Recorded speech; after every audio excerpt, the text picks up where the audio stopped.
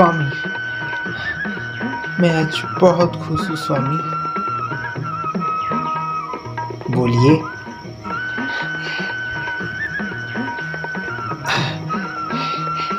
अब मैं कैसे बताऊँ? बताइए क्या हो गया? हम माँ बनने वाली हैं।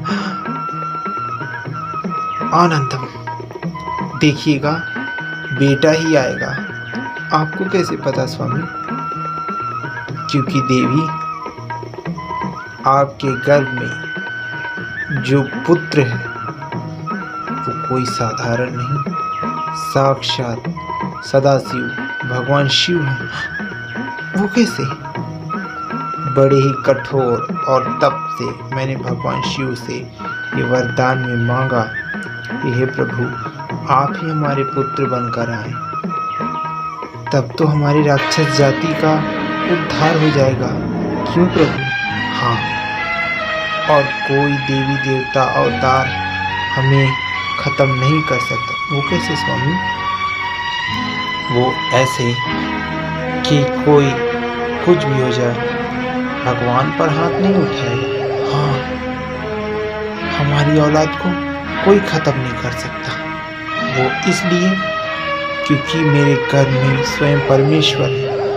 और कौन से देवताओं की इतनी हिम्मत बड़ी है कि जो परमेश्वर के ऊपर हाथ उठाए? इस बार असुरों की विजय निश्चित है। असुर जाति को कोई नहीं मार सकता।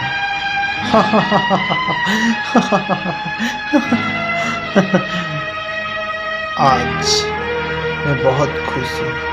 ठीक 9 महीने बाद मेरे गर्भ से परमेश्वर दैत्य के रूप में प्रकट होंगे और हमारे दैत्य कुल का उद्धार होगा। हम जो चाहेंगे स्वामी वो कर सकते हैं। प्रभु से हर एक कार्य करवा सकते हैं। हो सके तो हमारे राक्षस जाति का कल्याण हो जाए और वो कभी नहीं नष्ट होगा। देवी देवता हमारे गोड़ चाटेंगे। इंद्र का आसन छीन लेंगे। सभी देवी देवता और मनुष्य ऋषि मुनि सबके ऊपर अत्याचार। मेरा बेटा सबसे सबका हक छीनेगा। हाँ, उसी के लिए ही मैंने भगवान से तप करके स्वयं भगवान को मांगा, क्योंकि मैं जानता था कि भगवान तप से जरूर आते हैं। और भाई मैंने मेहनत की है तो फल देना भगवान का कर्तव्य है। जी स्वामी। ठीक 9 महीने बाद हमारे कुल का चिराग असुरराज परमेश्वर के रूप में स्वयं प्रकट होंगे। परमेश्वर असुर के रूप में।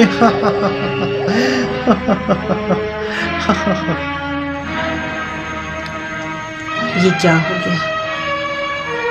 अगर ऐसा ही होगा तो इस सृष्टि में तबाही आ जाएगी।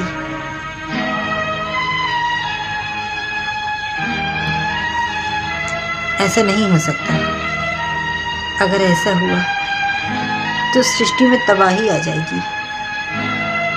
असुर जाति अपने चरम सीमा में हो जाएंगे। देवी महासरस्वती,